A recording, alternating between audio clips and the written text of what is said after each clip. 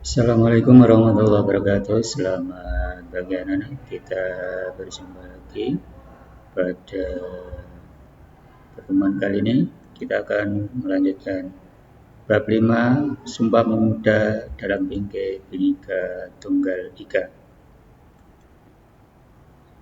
A.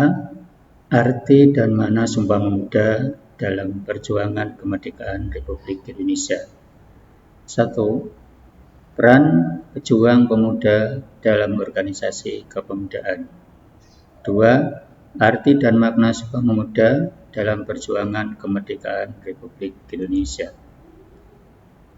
Inilah teks Sumpah Pemuda yang asli, ya, dengan ejaan yang lama pada Kongres Pemuda Indonesia. Kita sudah membahas bahwa kebangkitan bangsa Indonesia ini ditandai dengan berdirinya Budi Utomo.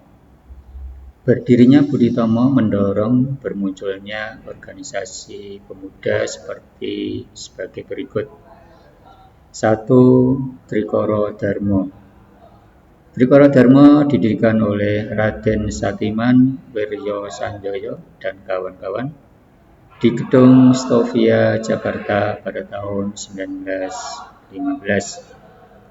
Tujuan Trikoro Dharma sebagai berikut. A. Mempererat tali persaudaraan antara siswa-siswi Bumi Putra pada sekolah menengah dan kejuruan. B. Menambah pengetahuan umum bagi anggotanya. C. Membangkitkan dan mempertajam peranan untuk segala bahasa dan budaya. 2. Jong Sumatranan Bon.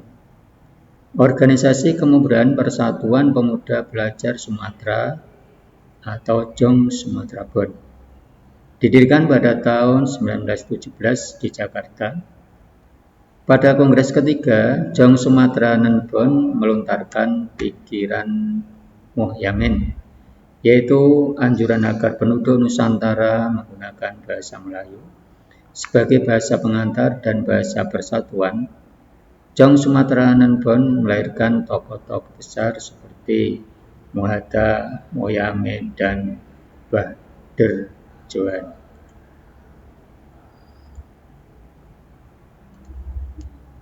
3. Jong Ambon, Jong Minahasa, Jong Selebes. Jong Ambon didirikan pada tahun 1918. Selanjutnya antara 1918-1919 berdiri Jong Minahasa dan Jong Selebes. Salah satu tokoh yang lahir dari Persatuan Pemuda Minahasa adalah Samratulangi. Organisasi pemuda lainnya yang bergerak untuk mewujudkan cita-cita Indonesia merdeka adalah Sekarukun tahun 1919, Jong Betawi, Jong Batak. Semua organisasi di atas nantinya mendorong lahirnya Sumpah Pemuda. Organisasi-organisasi pemudaan yang tidak berlatar belakang suku dan kedaerahan adalah Perhimpunan Indonesia.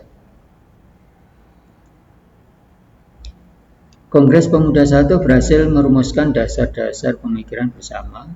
Kesepakatan itu meliputi dua hal. A.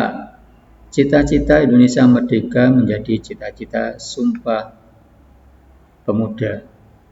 B. Semua perkumpulan pemuda berdaya upaya menggalang persatuan organisasi pemuda dalam satu wadah. Kongres Pemuda II atau dikenal sebagai Kongres Pemuda 28 Oktober 1928 dilaksanakan dalam 3 sesi di 3 tempat berbeda oleh penggagasnya Organisasi Perhimpunan Pelajar-Pelajar Indonesia atau PPPI yang beranggotakan pelajar dari seluruh wilayah Indonesia. Inilah gambaran potret saat itu pada Kongres Pemuda kedua. Adapun panitia Kongres Pemuda sebagai berikut. Ada ketua, wakil ketua, sekretaris bendahara, pembantu 1, 2, pembantu 3 sampai dengan 5. Ini adalah mengakomodasi dari semua perhimpunan. bisa kalian baca selengkapnya ya, pada buku sejarah pergerakan nasional Indonesia. Jadi dari PPI ada Jong Sabah, Jong Sumatera, dan seterusnya. Isi dari Sumpah Pemuda hasil Kongres Pemuda kedua adalah sebagai berikut. Pertama, kami putra dan putri Indonesia mengaku bertumpah darah yang satu tanah Indonesia. 2. Kami putra dan putri Indonesia mengaku berbangsa yang satu, bangsa Indonesia. 3. Kami putra dan putri Indonesia menjunjung bahasa persatuan, bahasa Indonesia. 2. Arti dan makna Sumpah Pemuda dalam perjuangan kemerdekaan Republik Indonesia. Sumpah Pemuda pada tanggal 28 Oktober 1948 bukan hanya menggerakkan para pemuda untuk meraih kemerdekaan, tetapi juga mempertegas jati diri bangsa Indonesia sebagai sebuah negara. Sumpah Pemuda telah menjadi jiwa dan semangat yang terus terpatri dalam hati sanubari para pemuda. Semangat Sumpah Pemuda dapat dijabarkan dalam nilai-nilai sebagai berikut. A. Kami putra dan putri Indonesia mengaku bertumpah darah satu tanah Indonesia. Kami putra dan putri Indonesia mengaku berbangsa satu, bangsa Indonesia. Dan sebagai generasi penerus mempunyai kewajiban untuk melestarikan rasa kebangsaan Indonesia untuk tetap tegaknya negara kesatuan Republik Indonesia. C. Kami putra dan putri Indonesia menjunjung bahasa persatuan, bahasa Indonesia. Sumpah Pemuda menegaskan bahwa bahasa persatuan adalah bahasa Indonesia. Kenyataan sejarah itu berarti bahwa bahasa Indonesia sebagai bahasa persatuan telah berfungsi secara efektif sebagai alat komunikasi antar suku, antar daerah, dan bahkan antar budaya. Demikian perjumpaan kali ini. Terima kasih atas perhatian kalian semua. Tetap semangat belajar.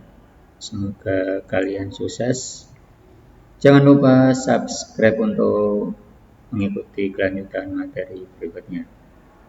Assalamualaikum warahmatullahi wabarakatuh.